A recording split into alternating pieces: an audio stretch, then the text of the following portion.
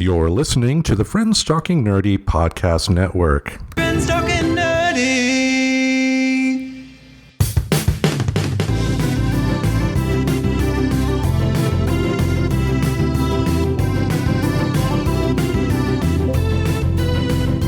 If your friends are nerdy and you are nerdy too, I want to talk to you.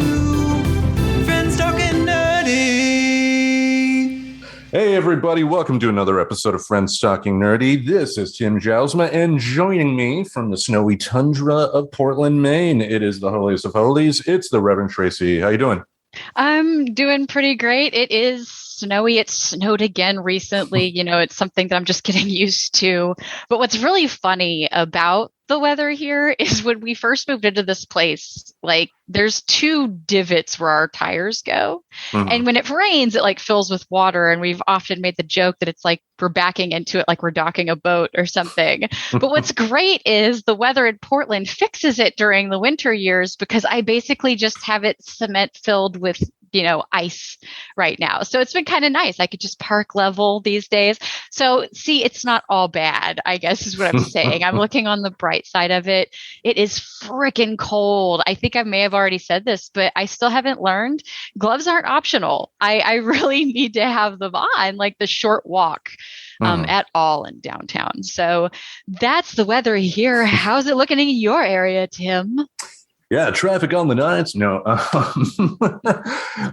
the weather it's normal Portland, Oregon weather here. The sun actually shone for a little bit today, which was nice. And this morning I did get to see the crows, which was cool. And I told you about this via text, but I'll tell the audience here, it was really cool. The other day, I noticed one of the crows were on the electric pole. So I opened up the door to the deck. That pole that was on the that crow that was on the electric pole caught, and then out of nowhere, another crow that was at ground level came up and landed on the railing of the deck as I was standing there with the door open, and that was just like, oh my goodness! It was a cool moment. Now, granted, I did say a couple words to the crow, in a calm voice. And then I slowly backed up and closed the door because, I think with a wild animal, I think that is the limit of the type of interactions I should really have with that. And I think leaving the door open would, I didn't want to talk to the professor after that. It was an accident that the crow got in. It thought it was okay or something. I mean, I don't know how likely it would be for a crow to come in. It just kind of goes into they're really smart creatures, but a lot of them seem to be hesitant of humans because, most humans aren't aware of how intelligent they are. And we have a tendency of, yelling at things just because they, happen to be in a place. I've just seen a lot of humans do this. So I can't be convinced that it doesn't happen with enough regularity that if I were a smart species, I would also be hesitant of them in general. So I hope that I want them to leave you a gift. That would actually make my year, this early into 2022, is if you got gifted from crows, because that apparently is you're in. They start leaving shiny shit at your door or whatever. And every now and then, back when I used to read Reddit, I would read a lot of stories about that. Mm-hmm. Where people would talk about, here's what the crows brought me today. And it's some spoon, or sometimes it's fishing lures, but sometimes they get really weird crap. I wish I could think of better examples off the top of my head. But anyway, having a crow friend start doting upon you with gifts is apparently of high regard in the crow world. Oh, yeah. I mean, the fact alone that the crow felt comfortable enough to be that close to me, I was just so happy. It was hey, look at that. Yeah. But as we start the show off here, we do want to talk about the passing of a musical legend. Meatloaf has sadly passed away due to complications from COVID-19. Yes, he did. I know there's some interesting conversation over what his name was or whatever. And did he have it legally changed at some point, is what I'm understanding? I think he did similar to what Gene Simmons did. Yeah, like Gene Simmons is, from Kiss, his birth name is not Gene Simmons. He was born in Israel. It's Chaim Witz, but he's legally able, I guess, to cash checks as both Gene Simmons and Chaim Witz. And I think it's the same with Meatloaf. So like Meatloaf, if a promoter paid him a check and signed it to Meatloaf, he could cash it, or his birth name Marvin a Day. He'd be able to cash it as well. So to clarify, I don't know if he legally went to court and had it changed, but I think as part of his brand, I guess, Yeah, possibly. I just the weird fun trivia is that I went to the same college as Meatloaf. He attended Lubbock Christian College before it later became Lubbock Christian University. And I don't know why they were proud of that. You know what I mean? Like, you wouldn't think that would be the thing they would bring up, but they brought it up a few times. And I'm like, yeah, but you've seen Rocky Horror Picture, right? Like, yeah, but you've listened to any of his music, right? Like, I mean, Paradise by the Dashboard Lights is an ode to teenage lust, and a Christian college is promoting him. He must be giving them money. I don't even think so. I think it was just some silly fact that they thought we'd care about, because it wasn't anything like that they put on the outgoing material. It just came up a lot. Mm-hmm. And so it was just kind of funny to me. I guess we went to the same college. Yeah. Now, as you mentioned, he first came to the public notice on a national level with the Rocky Horror Picture Show. He's actually his start was in acting. I read that he was actually a part of a National Lampoon touring concert that had some other people associated with it. That's how he ended up getting in Rocky Horror. And his song "Hot Patootie, Bless My Soul" in Rocky Horror is definitely one of the highlights of that movie. Oh yeah, it's just so funny, and I love that movie for just so many reasons. Yeah. But his part in it, as brief as it was good. That song was funny. Mm-hmm. So I don't know. It's kind of a bummer, especially, because of how he went out, which I found it interesting, because normally it seems like there's really quick speculation on how somebody died. So it did kind of pique my interest, even though I didn't know about some of the things you had actually wound up telling me about. They were quiet about it. Even when Bob Saget passed abruptly, they immediately at least called out no drugs, no foul play. And like with Meatloaf's situation, I just noticed they seemed to really hesitate in that early breaking news. And then I think it was you that had let me know about the COVID related stuff.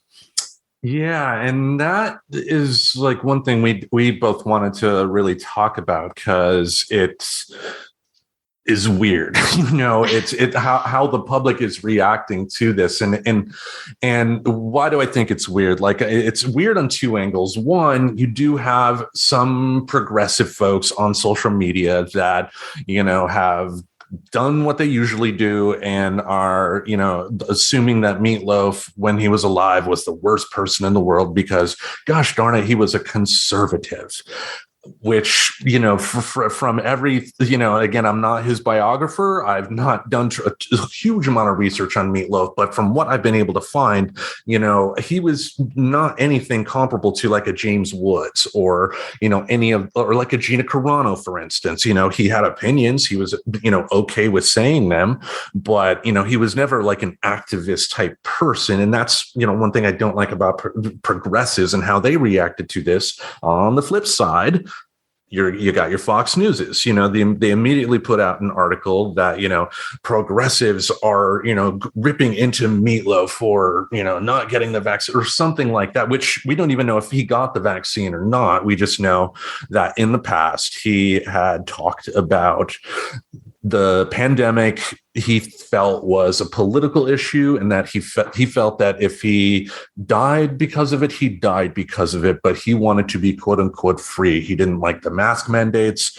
and stuff like that. But again, he wasn't a person that was like an activist. And to me, just seeing both reactions like this just shows the dangers of tribalism, because as far as I'm concerned, I mean, one, it's sad that he had to die needlessly like this. And two, it's like, he's he's a victim in this particular case because of the bubble, the information bubble he kept himself in. Right. And I mean, that is kind of a bummer. He had asthma, and that is one of the underlying conditions. And I actually believe he may have had other issues as well. We're not really privy to all of that information. Like, it's really not any of our business. I just know, I guess the asthma thing has come up before, as a singer, and it makes sense. My asthma comes up as a runner.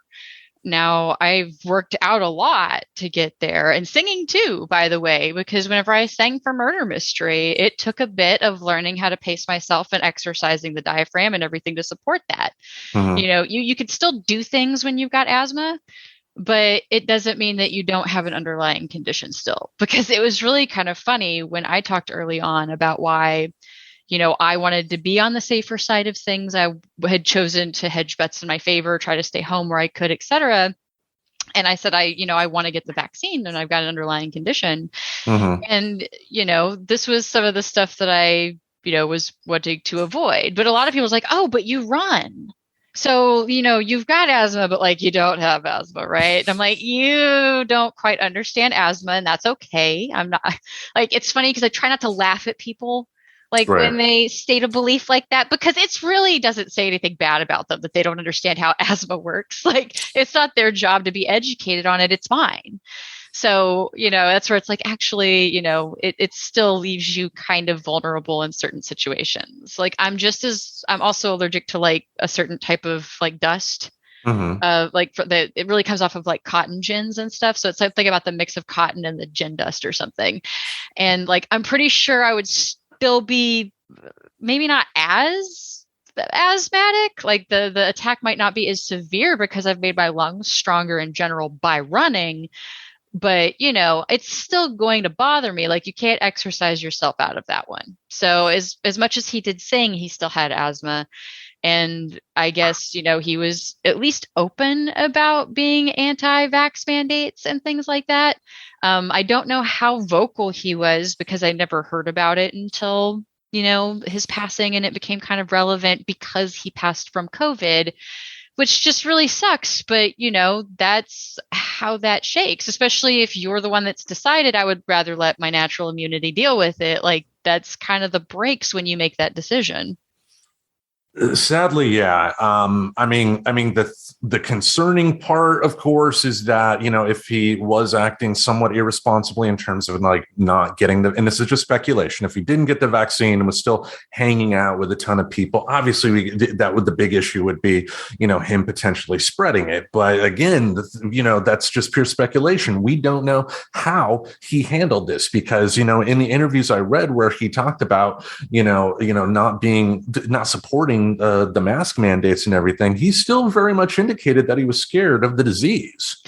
Oh, I mean, it's kind of interesting. So I guess like one of the articles I was able to find on Meatloaf passing, it says in an interview last year that I guess Meatloaf said he would rather die than be controlled when discussing the virus. He also described face masks as a, quote, nuisance, end quote.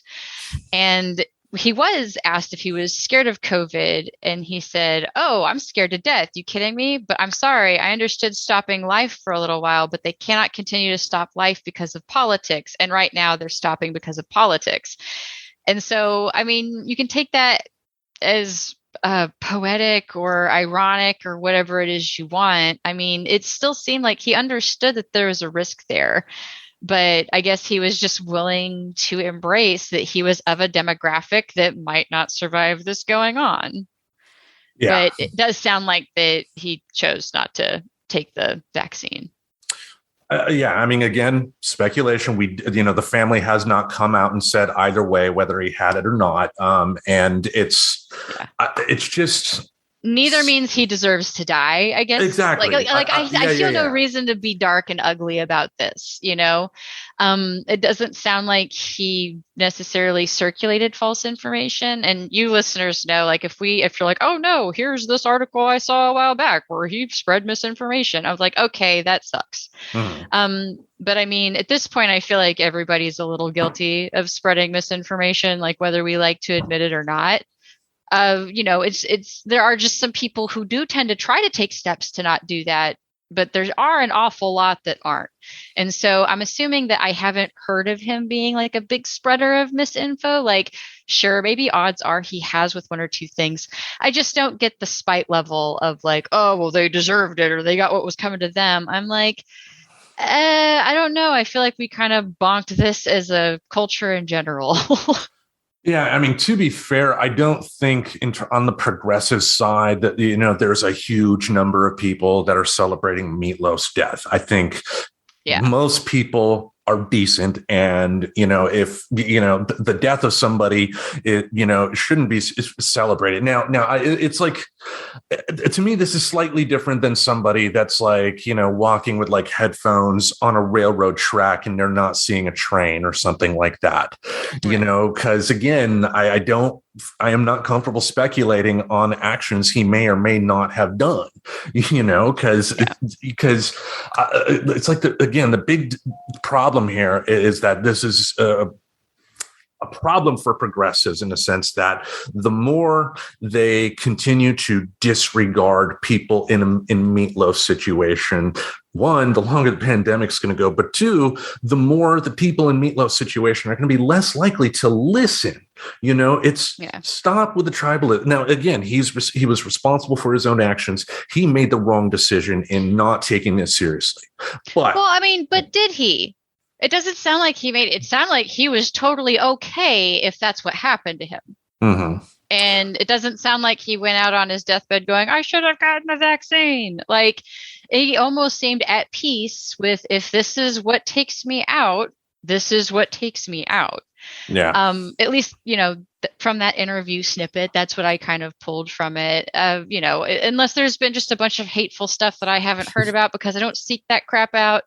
I just, you know, if anybody's got kind of that attitude about it, maybe just check some things before you think, you know, ugly that he somehow deserved it and some wahaha is warranted. Yeah, I mean, the only thing I ever remember hearing about Meatloaf was like a couple of years ago when he made a comment about that Greta Thunberg. I don't know how you pronounce her last name, but the young girl who, you know, travels the world to talk about environmentalism. And, you know, to paraphrase, he disagreed with her, said he didn't agree with her. But even in his comments, he wasn't, you know, acting again like a James Woods. He wasn't acting like Gina Carano or anything. He just said, I simply don't believe her. You know, I don't think she has the knowledge. And it's like, you can't, it's like, disagree with him. That's okay. But just somebody having a contrary opinion to you is not evil. You know? No, and it's not really a reason to hate. Like, I think that's something that we do well on this show and that we try to do well is to have conversations in a way that, you know, we're trying to have a difficult conversation and show how that gets practiced. Yeah. Right. It's like, I almost want to get to the point where I just no longer am willing to have what I would call difficult conversations with people if they have not either read a book about political conversations and political philosophy or read this awesome book that I do personally promote. Like, they don't pay me or anything. I had to do it for work one day, but it's literally called Difficult Conversations. So, you know, you and I don't always agree on stuff, but I feel like we kind of at least come out of it not going, you know, fucking Tim, you know, I couldn't convince him that my way was correct. And it's cool. Like, we don't have that price of admission for conversations. And, you know, if you have that price of admission for conversations, maybe just consider that before you go into one. Yeah. Yeah. And especially with politics too, because like studies have shown that more often than not, people generally agree on most stuff. Maybe there might be some differences in how they would execute it. There's not, people don't have that varying, this whole idea that, conservatives are all representative of far right need. It's not the case. It's not the case for, liberals to all be the anarchist and whatnot. And tribalism, it's killing people. It's if we didn't have as much tribalism as we have in this country right now, one, maybe he'd be alive, and two, maybe more people would just listen. That there's not enough listening. People want to talk, they want to score points on social media, but they don't want to listen. Well, I mean, I guess one of my little theories about what's kind of exacerbated it, at least as far as like America goes, and even this situation, is I think a real kind of epidemic we have here is control issues. And it just kind of stems from, we're individuals, we're individualistic. Like that is supposedly one of the cool things about America land, is that you can be an individual you. But I think like we as humans tend to have a pattern of overcorrection. In at least American history, we tend to have a pattern of overcorrection. So I just almost feel like we've gotten to a point, like it goes to almost anything in excess can be considered toxic. It's not that it's bad, just that too much can be toxic. Alcohol is a great example. It is technically a toxin. You have a little bit, it can be fun. You have a lot, it can be like fun for a minute and then not so much. And if you have way too much, you could be dead. So yeah, that is a thing though, right? It's a toxin. We willingly take it in knowing what it is. But, there's levels of health with it. And I think kind of the same thing is happening in America land, where we're just kind of so to this point of individualism that it's kind of pulled us away from like more of our humanitarian, ways of looking at things. It goes back to the golden rule seems like to be all but forgotten lately. Yeah. Like, I don't feel like anybody is treating the other person like how they'd honestly want to be treated.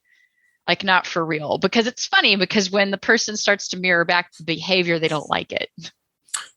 Yeah. I mean, like, take a look at, conservatives that complain about, progressives that protest.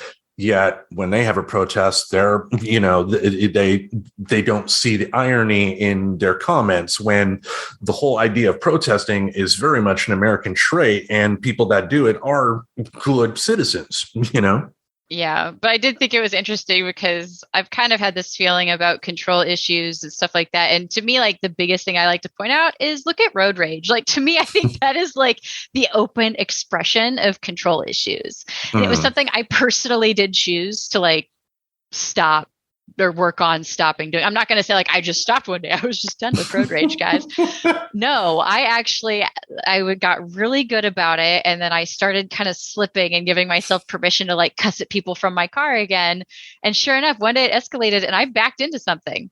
I was so pissed off that I was like ranting in my car and backed into a pole, and it was fine. Like it was very slight damage to my bumper because they're mostly plastic now because of, idiots like me.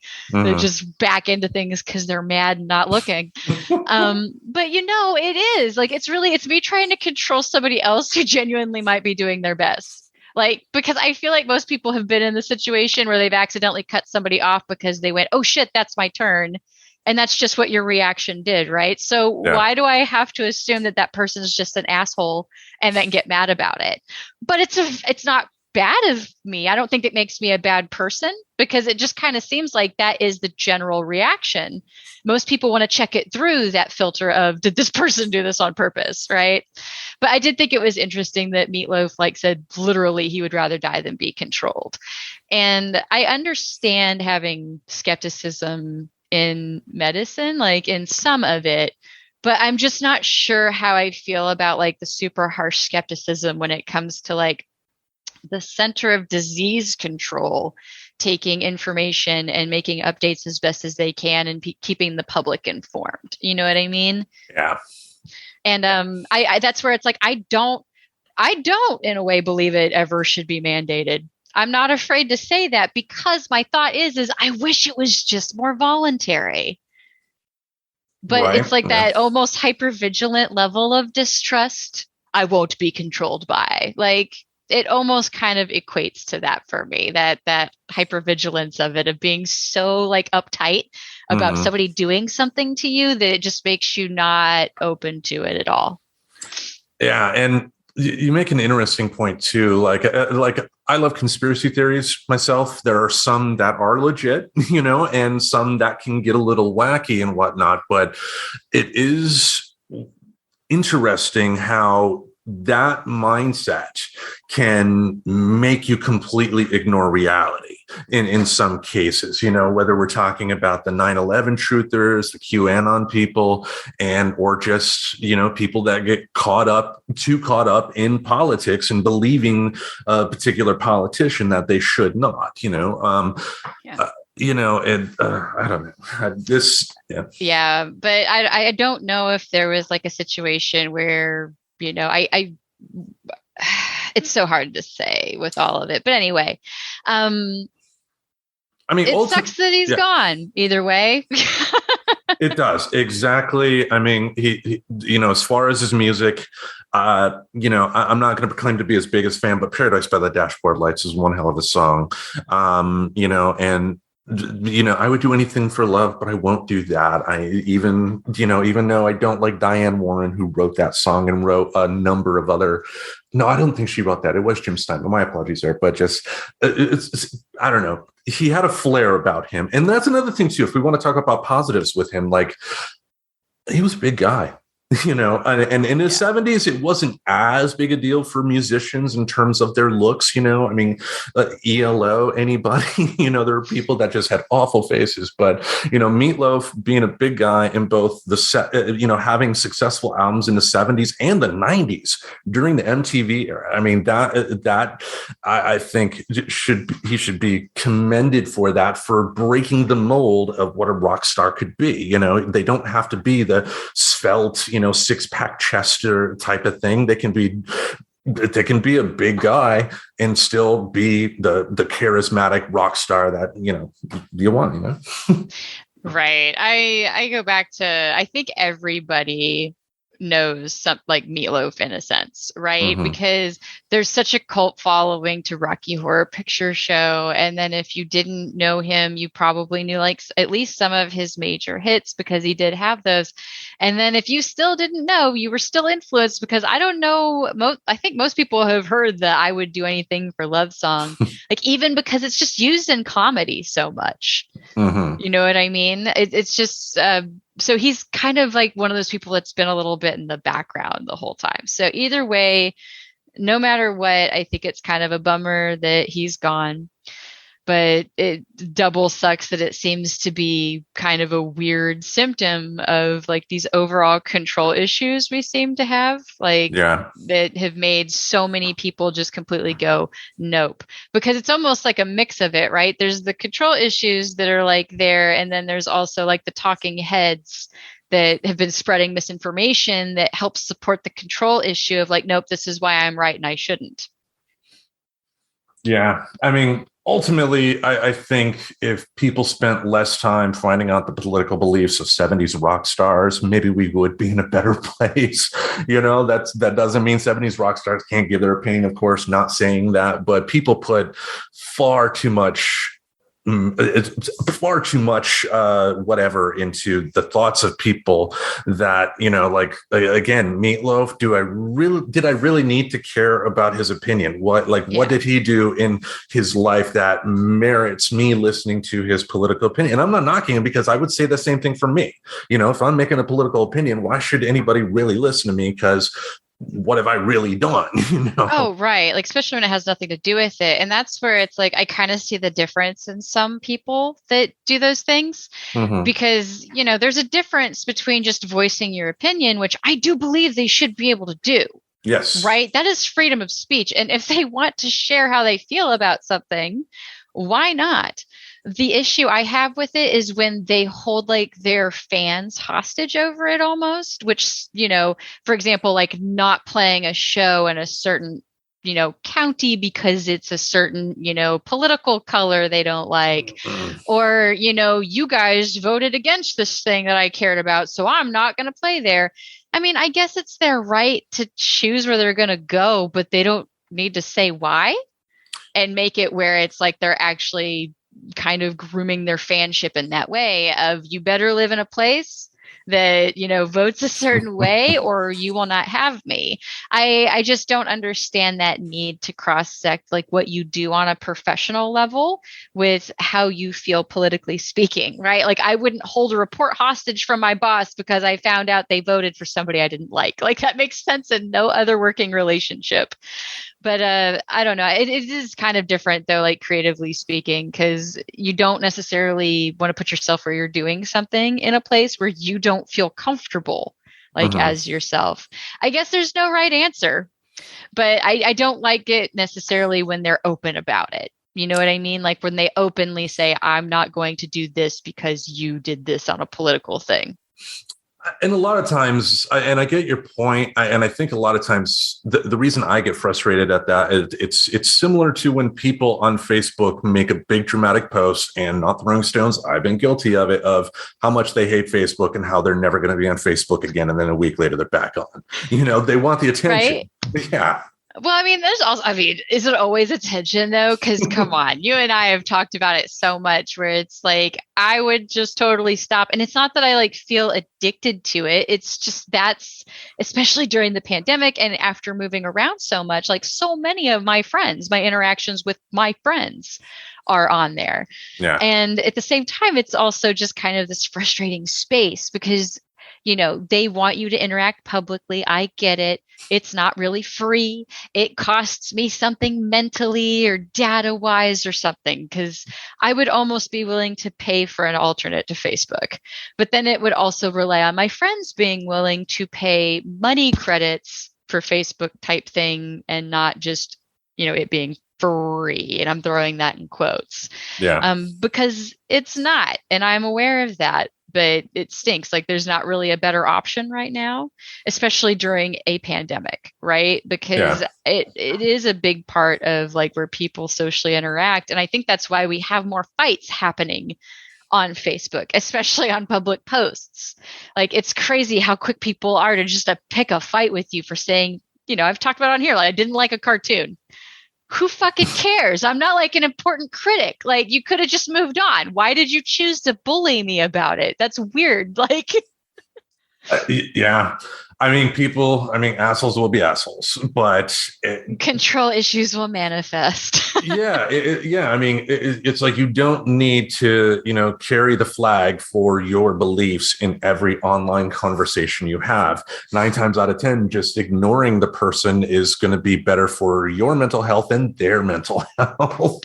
Right? Because if it's not like urgent or something they need to know, like it's not even worth like quote unquote correcting, especially when it's something that's a matter of opinion. It's ridiculous. Yeah. But yeah, so, that's what's unfortunate about the whole thing is it wasn't a matter of just an opinion. It was a matter of how a virus works. But weird side note on that one that I wanted to talk about, like just to show how strong it is, my mother was a nurse. And she was one of the ones that helped me kind of get my head over, like, I should get the flu shot every year. Granted, it was also for real getting the flu once. That helped convince me a lot as to why I should get the flu shot.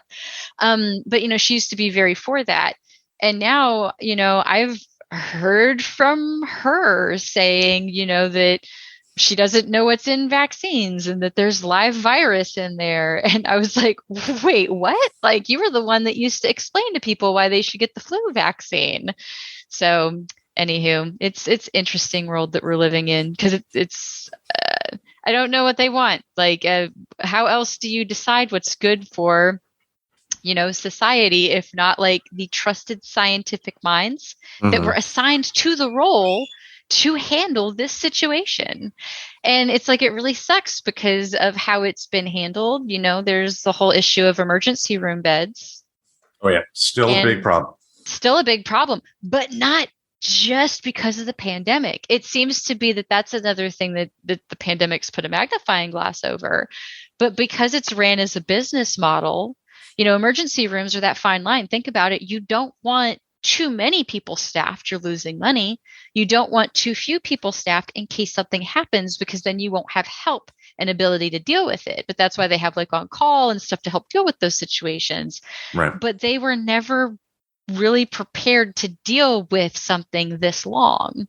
So the big ask was to please avoid getting it, because there are people with other situations and life-threatening situations that can't get hospital beds. Like, because of this situation going on for so long, it's also now caused like a staffing issue. So it just kind of stinks to see like kind of all of the levels that this has gone. Like, I don't think there was a need to lose Meatloaf. And that's me and my understanding and what information I've exposed myself to Yeah. feel comfortable with being a person that got the flu vaccine every year anyway. So I was already more likely to get the COVID vaccine. But there are a lot of people that still believe the flu vaccine will get you sick. Like before, I've had this conversation a few times. It's like, oh, I can't believe you're just going to get sick. I was like, well, I mean, I'll be kind of tired, but that's just my body responding to something foreign being injected into it. Yeah. It's like the same concept of how people can reject organs. Like, it hopefully doesn't happen. But, you know, sometimes your body will go, oh, shit, this isn't supposed to be in here. And then it's got to like figure out what to do about that. Yeah. That's why sometimes when you get an infection, you get fever and chills and kind of those same symptoms, right? So I don't know. Maybe it's because I had that, you know, when my mother used to teach me about how vaccines worked and, you know, hey, it doesn't make you sick. It does this to you.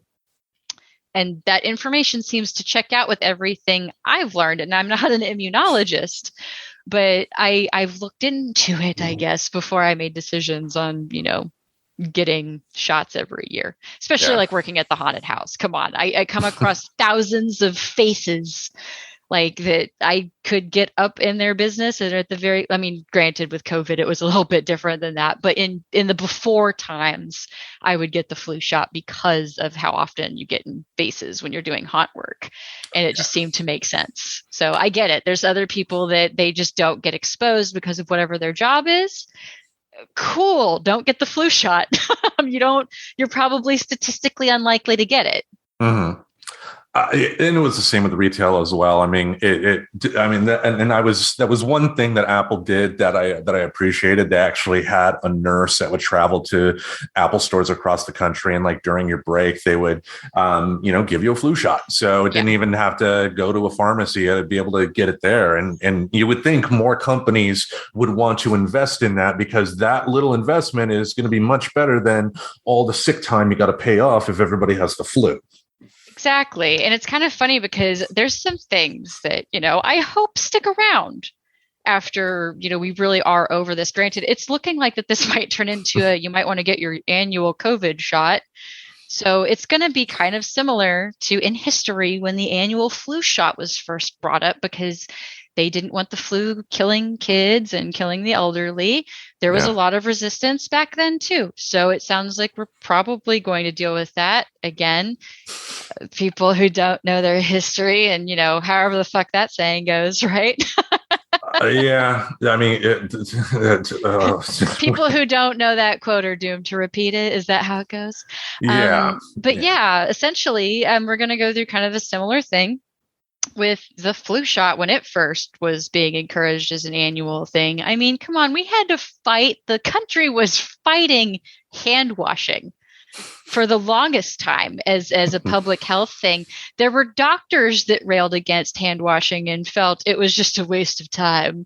And it took like some dude, I can't think of his name. I'd actually like made a reference to him on a post, I think, in the Facebook group. Mm-hmm. But like this doctor, like it took just a passion of trying to teach doctors to wash their hands so that patients would stop dying, because he had put it together that, you know, maybe your filthy hands going into someone's abdomen is possibly resulting in them suddenly getting a fever, getting an infection and dying. You know, and it still has taken time. And I had tried to make a joke about this because I deflect with humor, but, you know, one of the indicators to me that we clearly haven't learned anything in this pandemic is that there are still an alarming amount of humans in bathrooms that just skip the hand washing step altogether. Mm-hmm. Or like do the weird thing where they just like run it. Like they're going to pretend because they know I'm in the stall, like, and I might come out at any second. But I've like come out at just the right time before where it's like you could tell they just like dipped their fingers in there really quick and like look at me, shake them off and leave. And I'm like, I want to believe that you have hand sanitizer in your bag, but I just get a really strong feeling that you don't. Yeah, I remember at Best Buy, like, I used the restroom once, was washing my hands. A manager had come in, used the bathroom, finished, talked to me for a second, said a couple of things, and then walked out without washing his hands. And it was just like, you sick fucker. Oh, yeah. Working in an office because, we have our own little stalls and stuff. Like, it's amazing how much I saw that.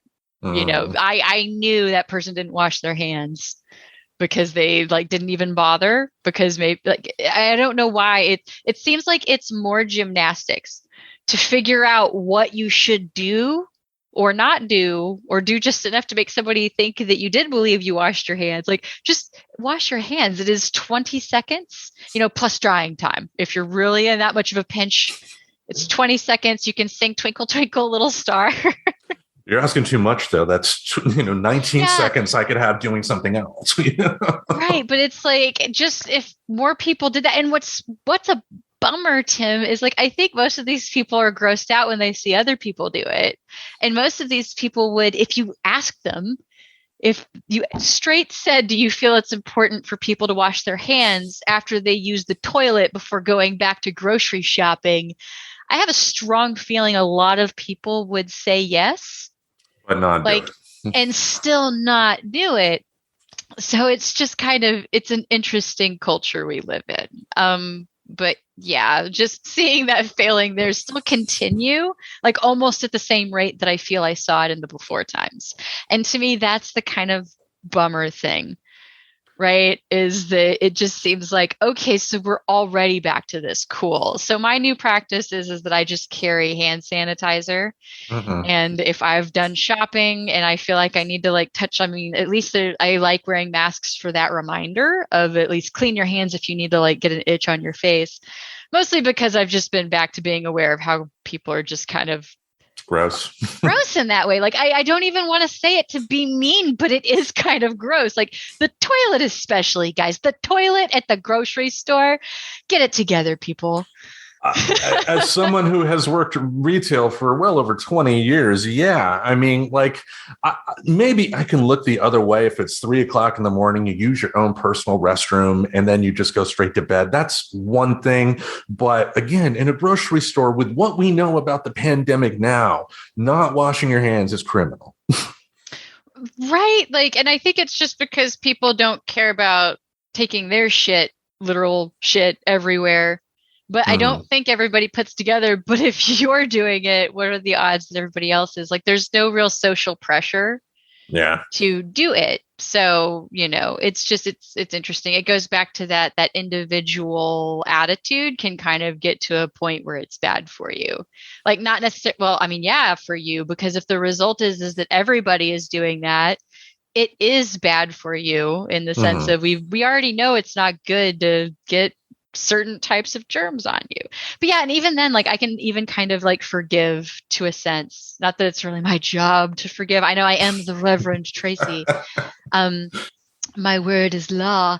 No, but the thing that I guess I can understand is if you're in an office in that sense of you went to the bathroom and you're going back to your workspace. Like, given that people are generally kind of clean and stuff like that, there's that too. But to me, it's like it's different when it's a big public bathroom, like at a grocery store, and then you're going back to the grocery store, or it's the mall, and then you're going to go back and whatever you've touched in there, because not even just your germs, you touch the doors and stuff. Like, there's just germs in general there, right? So maybe just wash your hands so you don't take some other person's germs into, the clothing rack at Hot Topic or wherever the cool kids shop these days. I don't know.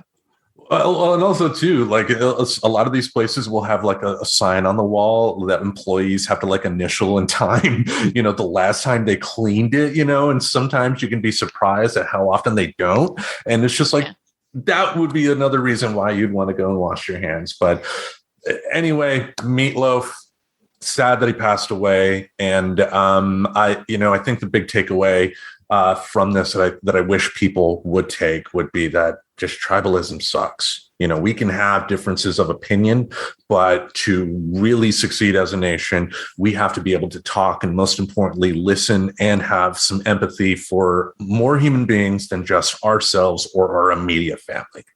Right. I mean, I'm not sure if I'd want to think about it before I'd say I agree with that statement, like as it is, because I don't think tribalism, it goes back to the middle-ish, right?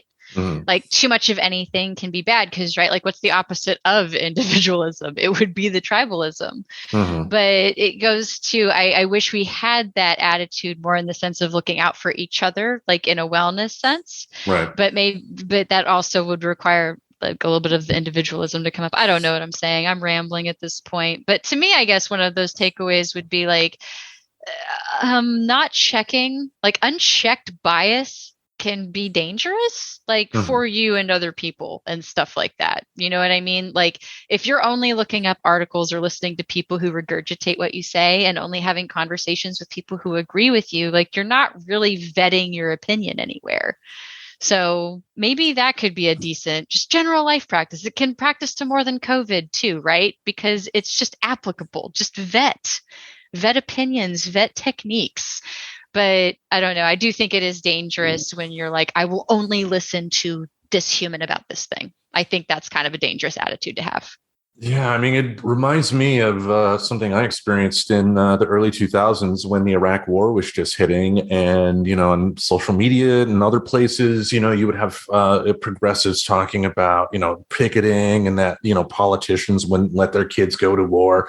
And I was a part of that group in terms of supporting that until, I was talking to a conservative friend and they kindly reminded me that, we don't have a draft. It's military service is voluntary in this country. So, that was just something silly for me to harp on, because, if it's voluntary and a person doesn't want to go, they shouldn't have to. There are other things that you can talk about in terms of, the military's recruitment that definitely need looking at. But, in terms of, trying to, talk about politicians' kids not getting in there, I was wrong.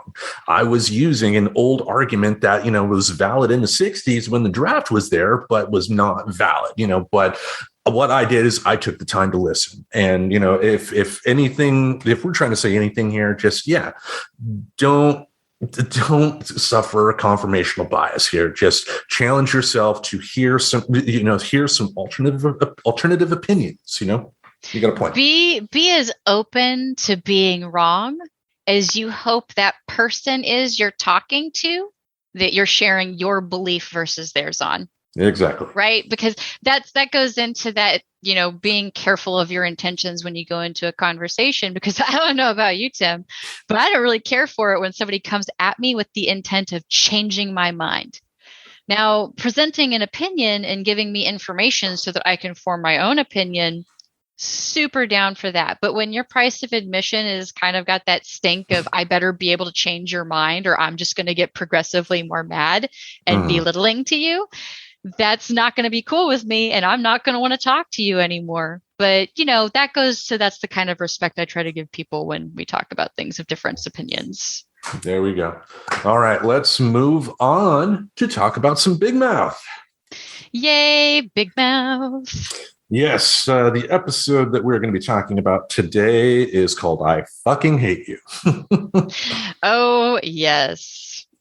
This is when it actually comes out and Nick takes that turn, right? Where it's like, it is no longer love. This is the I fucking hate Jesse now, episode. So it'll be an interesting one to unpack, I think. Indeed. And starting off, I got to say, of all the episodes that we've watched so far of this, probably the one that was firing on all cylinders the most for me. So I definitely enjoyed, watching this one. How about you? Yes, I know I didn't get the chance to rewatch it right before, but there's a lot of symbolism that goes on here. I remember with Walter, he goes through a big transformation and kind of you get the reveal in this one because hate is born. It was love and now it is hate. And really awesome way that they represented that in the way that they are good at doing it. Indeed.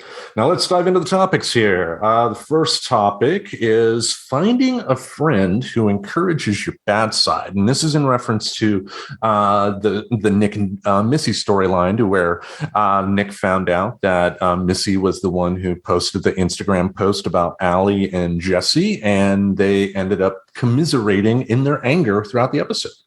Oh, yes. The bonding and the negative. It is something we do as humans. That's why, people get giddy when they hate something together, right? It's almost more exciting to talk shit about something, especially when you know that person like really likes it when you talk shit about that thing. And there's a lot of chemicals that go on in your brain when you do that, honestly. So it does, in a way, it is being high on it.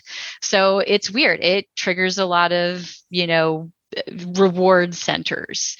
So it's kind of funny how you see it in them. And that goes back to even that reward center trigger being so well represented in the last episode when the hate worm got into Missy's head and she had that shiver. To me, that's, I think what I was trying to say was like, yeah, like the pleasure zone or whatever, like hitting that dopamine button.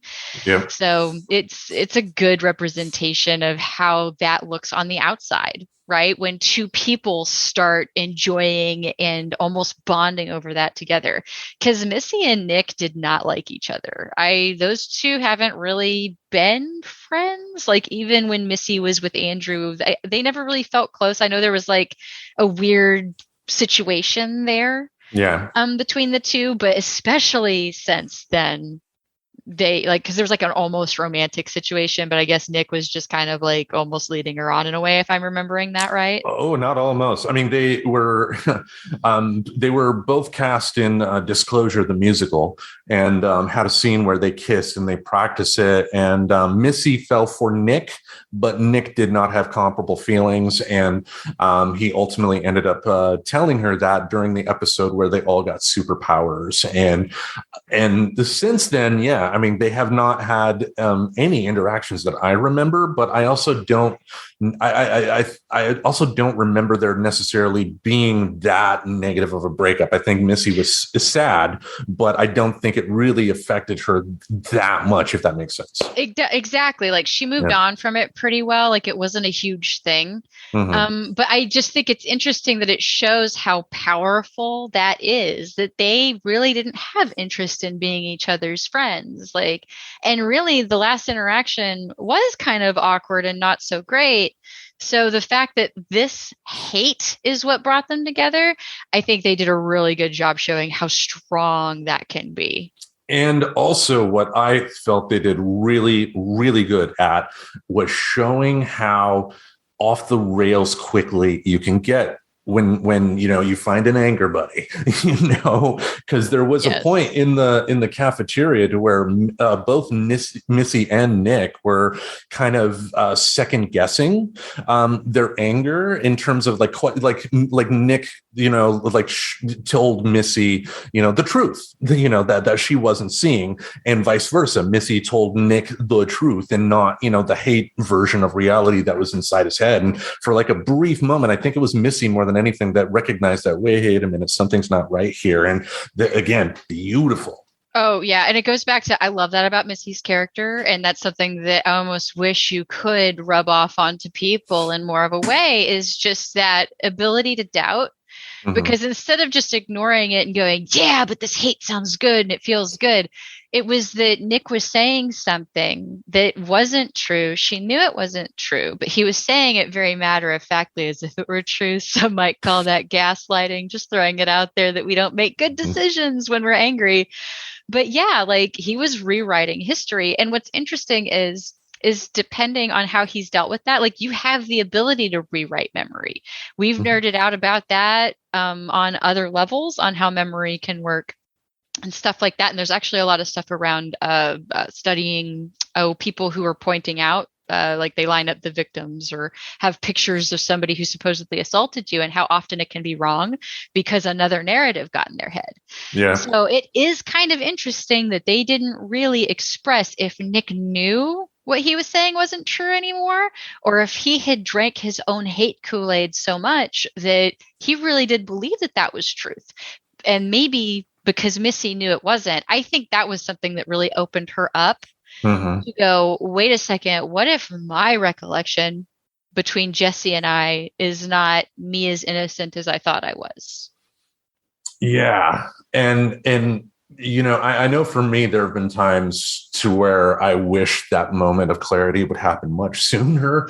But yeah, and it's weird too, again, how off the rails quickly you can get with the anger, and how to, like, you think when you're in this angry state and you think, I'm going to say something on social media that's just going to crush that person, and then 6 months later or a year later, when you're looking at the memories on Facebook, you look at it like, why did I think that was going to hurt anybody? This is stupid. Right? Like, what's to achieve? It goes back to when I had that one argument I had shared with you personally, the Hmm. dumb way that the Reverend sometimes processes things is that Z will occasionally like make charts. My brain, I just have a business meeting with my brain, right? Hmm. Like I've gotten to that point where if I feel emotionally triggered, I do my best to, triage the situation, right? Get myself through whatever's going on. But Hmm. I do try to like make sure I've taken care of it later. And I think that's a step that a lot of people don't really do. And I think there's like a lot of value in that. But something that I had done was I had made this dumb chart. And it was basically of, do you feel like someone was an asshole to you on the book face? And it starts with, be honest with yourself, breathe, go back. You can maybe nod my way or nod through this because I know I sent it to you, but it said something like, breathe, go back and read your comment. Now, were you actually trying to communicate nice, or did you maybe have a little bit of stank in there and you were picking a fight? And like, if the answer was yes, it was like, well, you kind of got what you asked for then, didn't you? Like you were an asshole. So they were an asshole back. Like you literally put that out there. And then there's Yep. like a whole chart of like, no, I was legitimately just trying to have a conversation and, the healthier side of it. But I had to deflect with humor first. All right. Now, the next topic here, another Missy story here, is how fun it is to spread rumors. It's Some people can be more of a gossip than others, but there is, similar to that having an anger buddy, gossiping definitely has its fun in terms of the chemicals that can happen in your brain. Oh, exactly. I was going to say there's almost not a lot of need to elaborate too much more just because it is so similar to having like that hate and indulging in the Yeah. hate and then, creating the account. Mwahaha, they're going to see this and then they'll insert blank. You know what I mean? Right. They'll cry, they'll get mad. Like either way, it's almost a mwahaha moment over feeling like you can control somebody's emotions, but do it like anonymously. And then it also like feeds that fun hate button that's Mhm. also like all of the reward centers are going off at once. All right, then, yeah, you're definitely right. They both are pretty comparable here. So we can move on to the next topic, and that's it was part of Jesse's fantasy, and that's lashing out at people when you should be talking. Oh, yes. That's, Mhm. I think, crazy common. Um, Instead of taking a breather, maybe tabling it, which I'll go into. These were some things that I more learned in, reading about polyamory, right? And Mhm. how it relates to relationships is that sometimes it requires a level of emotional maturity to say, I need to table this topic right now Mhm. so that you can have a good discussion about it later. But, that goes into the emotional regulation we haven't generally been taught either by our parents or in schools, which is probably why that's coming up now that they're trying to teach that at schools. Mhm. So, yeah, I've totally done that, lashed out at people instead of biting my tongue, maybe, and having like a calm conversation later. And I'm not even going to pretend that I'm done doing that because I'm not a perfect human. Mhm. So I will continue to try my best. But, it's like with many things in life, it takes practice. So you've got to find when you realize you've hit that I've gone too far button, like further than I wanted to. I've talked to myself about not lashing out at people and, unpacking it from there. It's like what I said earlier, you triage the situation, but then you should maybe post-mortem it. So don't just get upset because you snapped at somebody. Like post-mortem that shit and work it out. It's really relieving because in the positive parenting hashtag world, there's a lot of message about that. And how you teach things to your kids is by doing them. So it's okay that you snapped at your kid, or it's okay that you maybe said something, right? We've got that weird pressure of perfectionism on parents that we need to let go of, I guess, is something that the positive parenting people are embracing. And part of that is admitting that you can be wrong to your kid. That you can actually apologize. Like, I had big feelings and I shouldn't have yelled at you, but we do need to talk about your behavior at the restaurant. Yeah. Right. So you can still apologize for snapping or maybe being an asshole in a moment and then move on and have a productive conversation. So, right. Like, we don't get the training as kids. Usually it's just like, you should have done what I was thinking you should have been doing, or at least, that was it's more probably for you and I than younger people. I know there's some trends that have changed in that, but especially like us older folks, we were very much more that toxic familialism to the point of I was just supposed to know things. And if I didn't know them, I got spanked or yelled at or grounded. Well, luckily I didn't have too many spankings, but I would have much preferred a spanking compared to getting yelled at for like 45 minutes or more by my mother over all of my crimes. Oh gosh, yeah. I was one of those kids though. Like, you could just yell at me and that was enough. Like, I was wrecked. But I mean, I was going through a lot back then, so that's probably a big contributing factor. But yeah, it was just, it cut through me like anything. So I was like, in hindsight as an adult, I was like, it was never necessary to spank me. Like, not at those ages. When it's a baby and it's like, you bat their hand away so they don't put it on the stove, like that's a little bit different. Or, some of those early on times where they're not quite connecting like logic and conversations, where they don't really understand what it means when you say don't do something.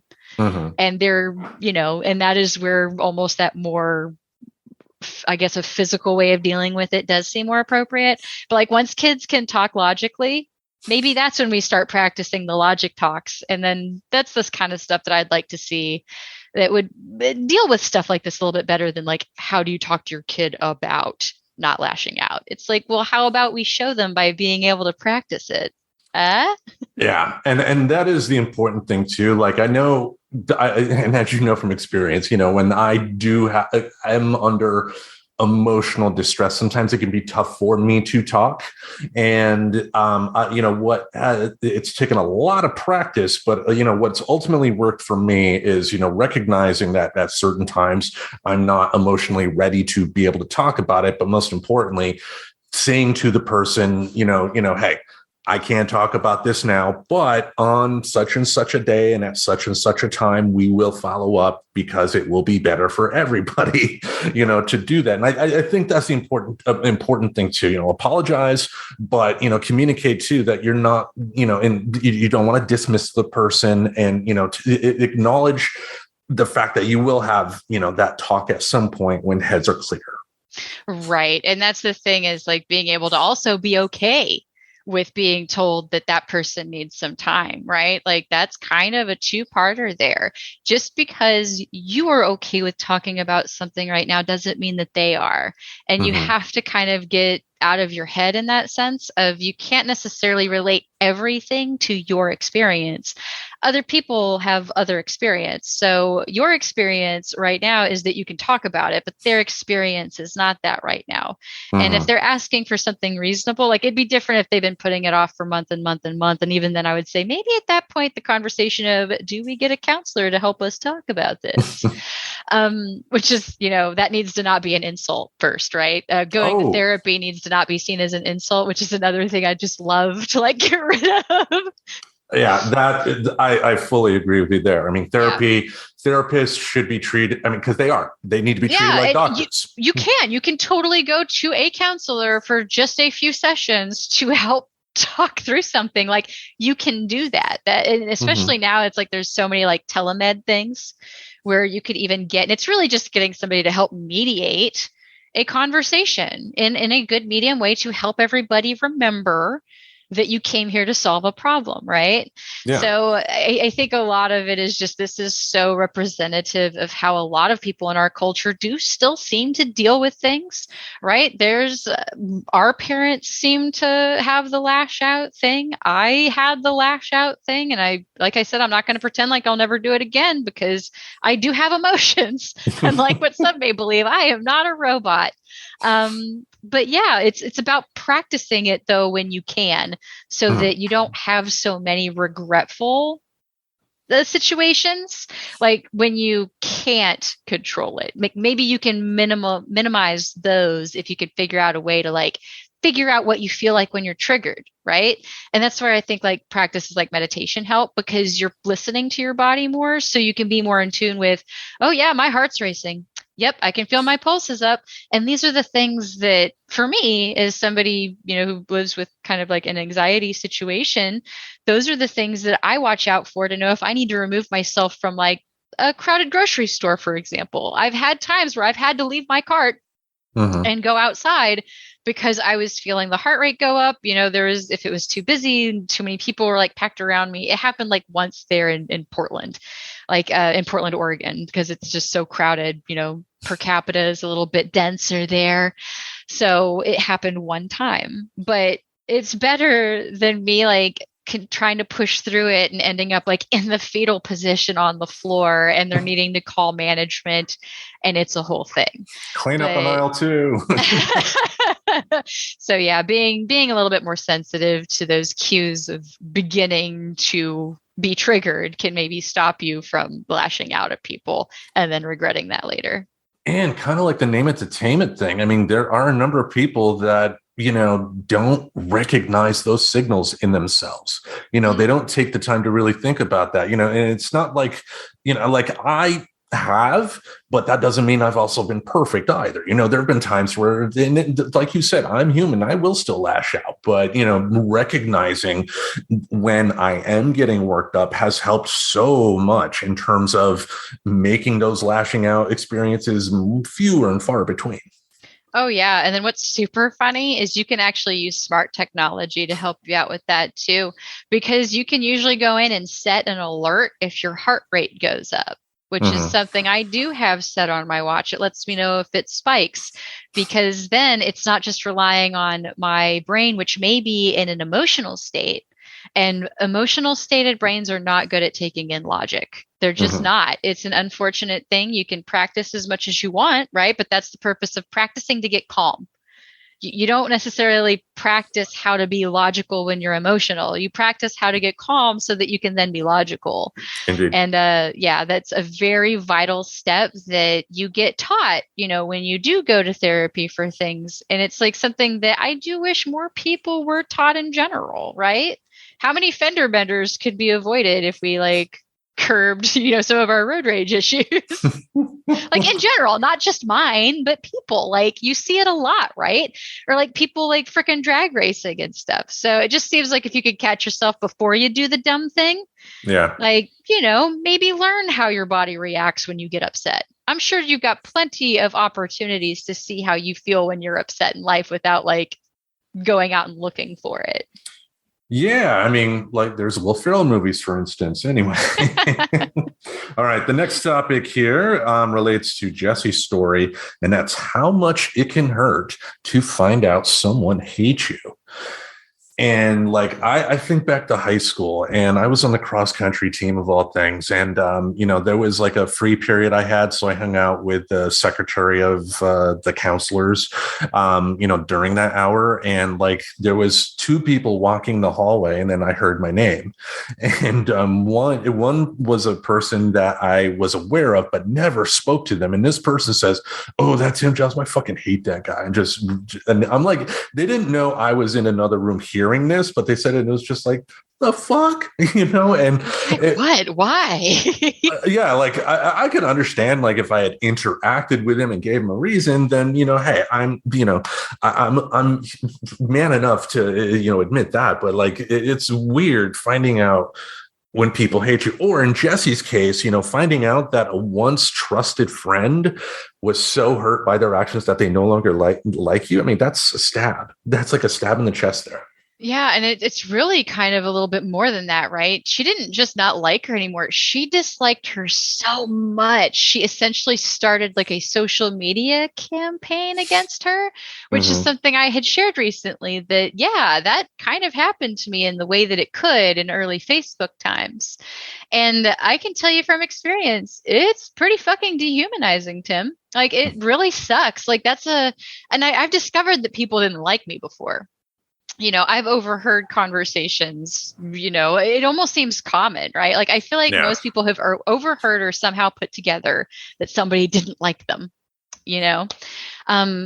So it's a different level though, like to go out of your way to create a page or an account or something, and then just start using that to pick on this person. And then what was funny is the roommate that was involved in it didn't even fully understand why she did it, other than, there was already kind of other stuff going on with a more popular person at school that was saying something the long story short, it was like a whole rumor mill.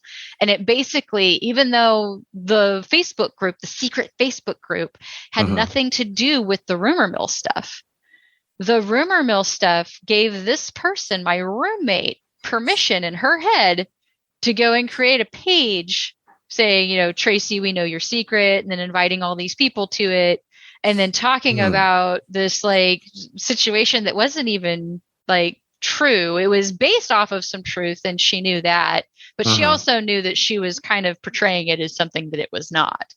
So she did end up coming clean about it at some point. We talked about it, but yeah, like it really sucked to know that it was to that point. Yeah. And, I guess there's not much more to say on that because, like you're going to be happy to hear that somebody doesn't like you. And like the older you get, the more laissez-faire, I guess I've gotten towards, finding out people's opinions of me, because like the older you get, the more you just don't really give a fuck. And I wish I had that as a kid more, not completely not giving a fuck, of course, but, because I do think people should strive to be a nice person to everybody. But, if someone doesn't like you, so what? Yeah, and it's okay. It's just personality clashes. It actually doesn't mean that you're bad or that they're bad, which is where it's like we almost see that tendency that somebody had to be bad, right, for a friendship or a relationship not to work out. And so we take it very personally when somebody says, I don't want to be friends with you, when really it's just like this is just going to lead to a lot of fighting. So I'm going to bow out gracefully. Like we don't handle that well as a culture. Yeah. So and I think that almost gives you, right? Because I throw in quotes just because I'm talking about the general culture in America, tend to have that feeling of somebody has to be bad for a relationship not to work out. I think that kind of feeds into the person needing to find the bad thing about the other person.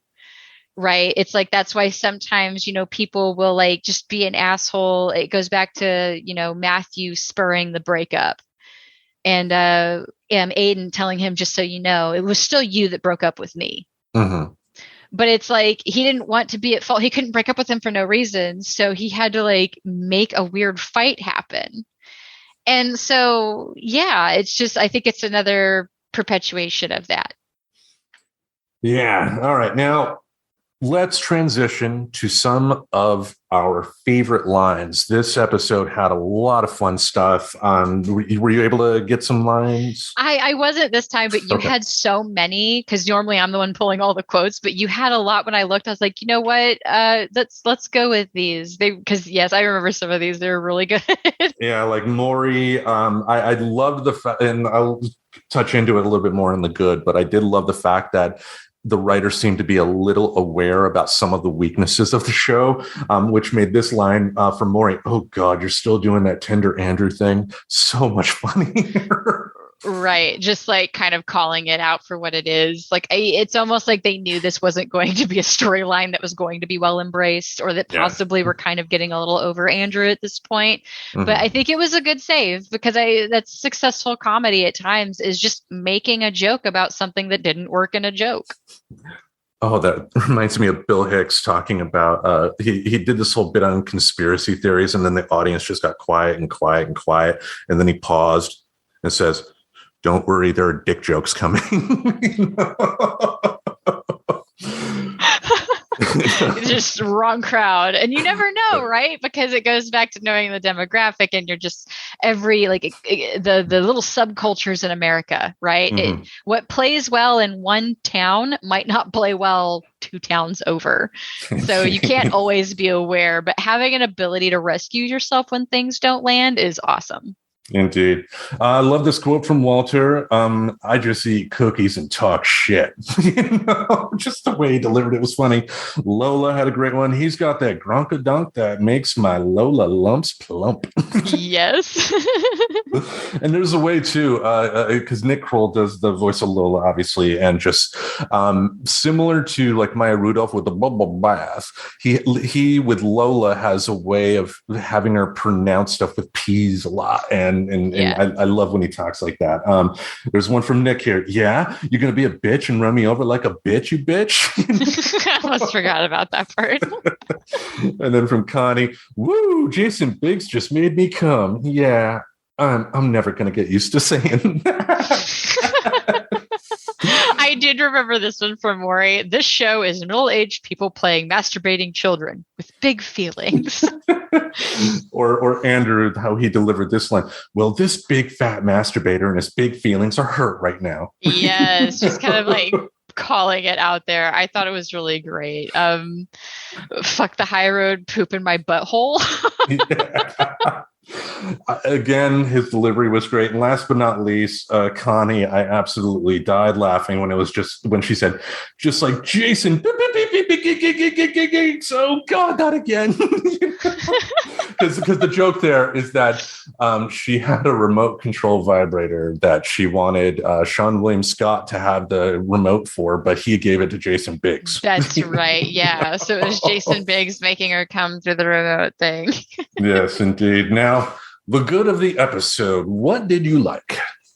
Oh, yeah. We talked about it kind of at the top of the show.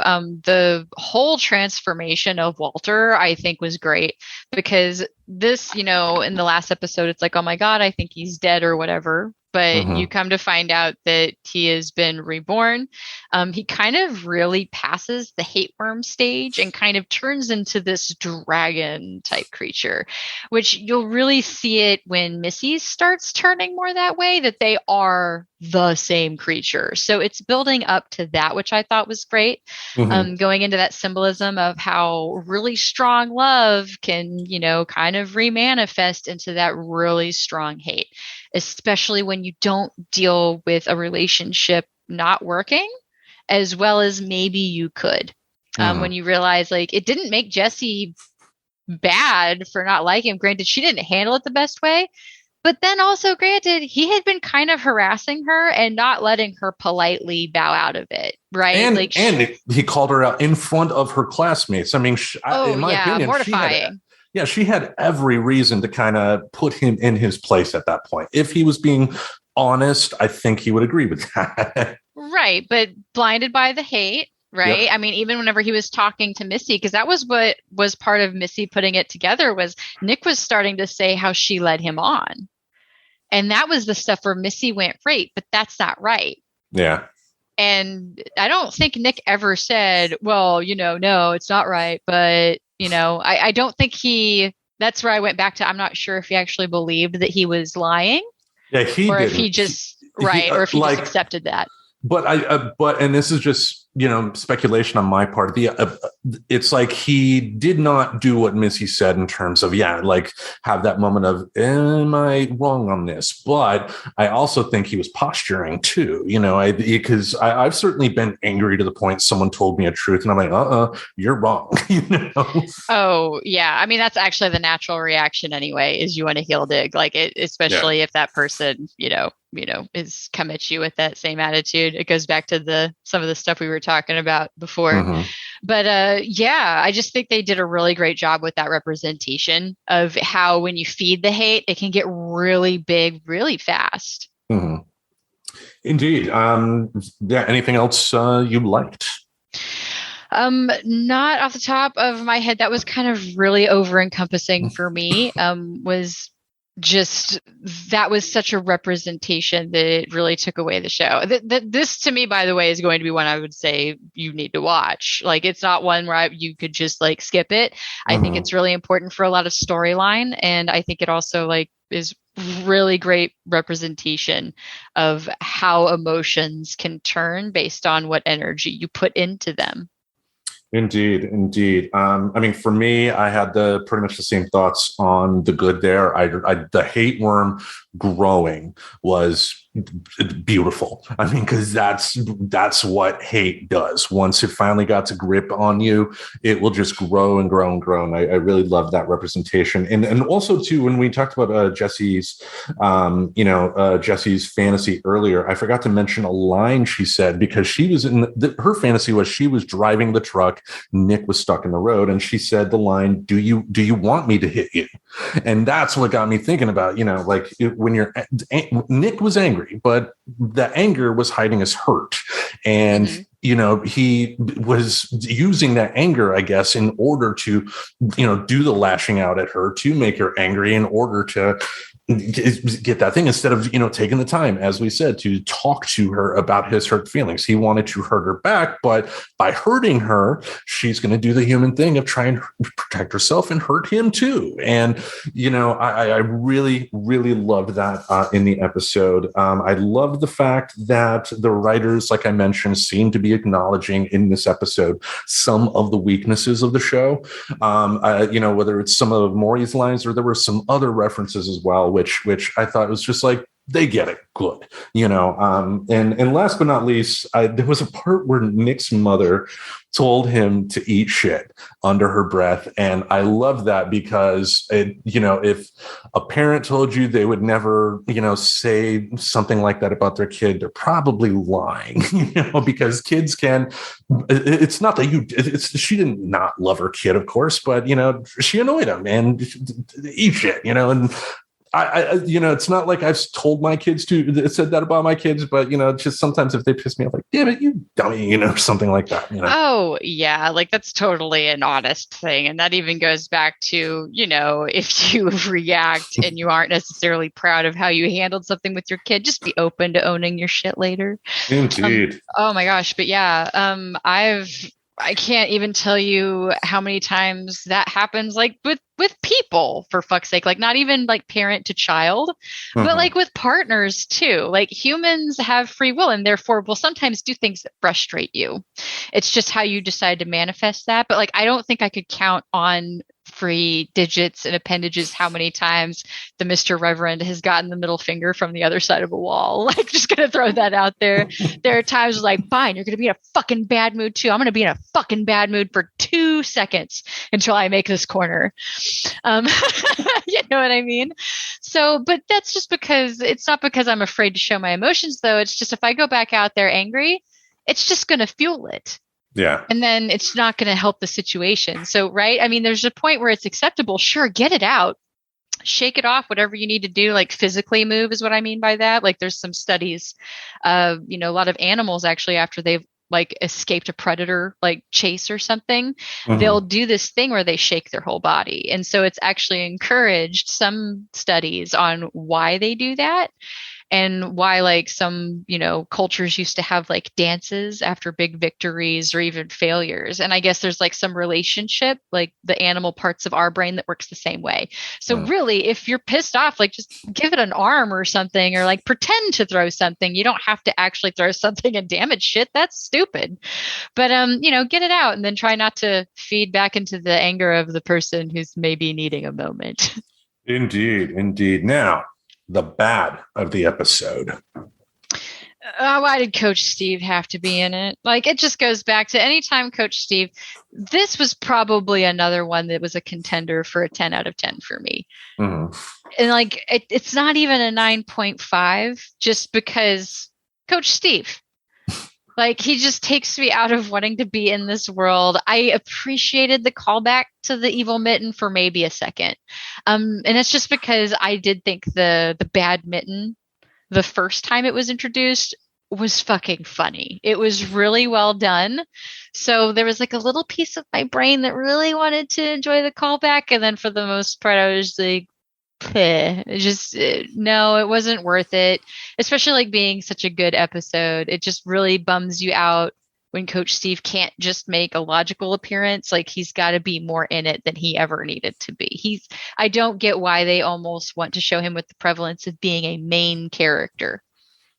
Yeah, I mean, to me, the part that I didn't like was this was the coach. The coach Steve only had one brief scene, and the mitten did primarily was the one leading the dialogue, and this was another instance where the writers were essentially having a little fun, acknowledging the weaknesses of the show. And the mitten, I was agreeing with the mitten that Coach Steve was pretty much useless, and I don't think that's what the writers wanted, me as an audience member to have. And it's like, he didn't need to be there. It made no sense. It was just there for the gag, and I could have done without that. Also, the songs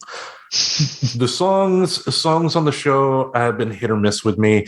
If they're a hit, I really like them. If not, like this one, it's just like, fast forward, and it was a swing and a miss with me, but it wasn't enough to really damage my overall thoughts on the episode. Speaking of, what do you give it a score? Well, real quick, which song was it again, just as a refresher? Oh, it was early on in the episode. It was a duet with Nick and Missy, Celebrating Hate or something like that. Oh, okay. Gotcha. Yeah. I didn't even remember it. So it goes to show I probably didn't like it. Right. Yeah.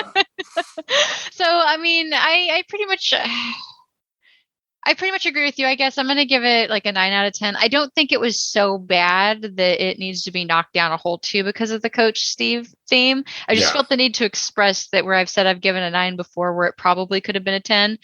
This is not one of those. And it's, they did a great job, though, of transforming a character and having a really cool way of giving a visual representation of transformation between love and hate. So that to me was a big reason to give it a lot of credit. Something that also was good, I think it was clear that it was good because I kind of talked about it with the overall themes, was Missy's character and that whole idea of when somebody is saying something that's not true, instead of having that alliance to that human be the main driver, be okay with having a, wait, what?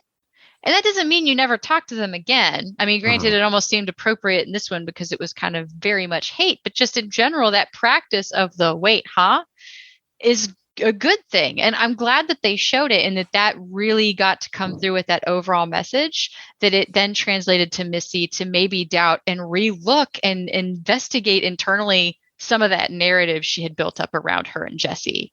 So super good. I think it showed a lot of really good concepts that I wish I saw more of in our culture in general. So that to me drives it as a high. It's 9. It's still a 9. It's not an 8. Indeed. I think this is the first episode I've given a 9 out of 10 as well. There wasn't that much bad. And overall, this felt like the good ending of a good second act. In my notes, I talked about, how at the end of The Empire Strikes Back, for instance, the characters are at their lowest, but they are now on a path to, resolve everything. And I think we're at that point in the show. And just overall, I mean, look at the amount of lines I, put on the show. Just the writing in this episode was just on point. Everything was really almost firing on all cylinders. This is an episode you cannot miss this season. This is an important one. This is a good one. Yep, shows a lot of good concepts. I would hands down just encourage people to watch it. So Indeed, indeed. So next week, we are going to be discussing the episode Sugar Bush. Now, if you are on Netflix, of course, the next episode after I Fucking Hate You is A Very Big Mouth Christmas. But, we've already, discussed that episode on Christmas Day since it didn't really tie in with the overall storylines for this season. So we will be talking about Sugar Bush. Yay, Sugar Bush. It's just fun to say. And you can already kind of imagine, I want to imagine Connie saying it, Sugar Bush, because the way that she does the bees, like dead on. I love that bit. Maya, please don't ever stop that bit with this character from Bubble Bass to Sugar Bush. Oh yeah, and coming up in March, we're probably going to see a lot. We're going to see a lot more Connie too on human resources. Yeah, right. They did announce that they are officially releasing and have a date nailed down, or at least a month nailed down. I don't know if they've got a release date. Okay, March 5th. I didn't know if they'd had a date yet, but yeah, we're finally going to get the spinoff that I don't know if anybody asked for, but I think we're going to enjoy it because they do have some good comedic minds, and because I really hope that we're going to be introduced to a lot more emotions this way, and a lot more like concepts around the things like that we've loved seeing here with the creation of monsters for love, how they transform, and maybe some that we haven't even been introduced to yet. And I'm hoping that, they found creative ways to introduce stuff outside of childhood, like the Banshee, the menopause Banshee. But I'm hoping that by taking it out of the context of just being related to the kids, that we'll get more really awesome and inventive ways to visualize the stuff that really everybody deals with to a level. Yeah, that's what I'm excited about this show as well. The only concern I would have is that hopefully they don't keep too much of the focus on the monster world and, show them essentially at work. If this turns out to be like a cartoon version of The Office, but I don't think they're going to go that way, of course, but I'm eagerly anticipating it because, yeah, to your point, this show will give them the freedom to tackle a lot more issues than one that's narrowly focused on a setting set at a middle school. So exactly. So I look forward to it. I hope they do cool stuff with it. We shall probably see. Yes, and at some point in the future, we will review it. Woohoo! Indeed. So I think that will wrap it up for us for another week, unless you got anything else you want to say. No, I do not. I'm ready to go ahead and stick a fork in this episode and call her done. All right. So remember to check out our new show on the Friends Talking Nerdy Podcast Network, Hump Day with Tim and the Professor. That is on Wednesdays at noon. As far as us, every Saturday, we're going to have something in this podcast space to entertain your ear holes. Until we meet again, we bid you adieu. Bye, y'all. Subscribe to Friends Talking Nerdy on iTunes, the Google Play Music Store, as well as Spotify. Remember to support Friends Talking Nerdy on Patreon. Goodbye, darling.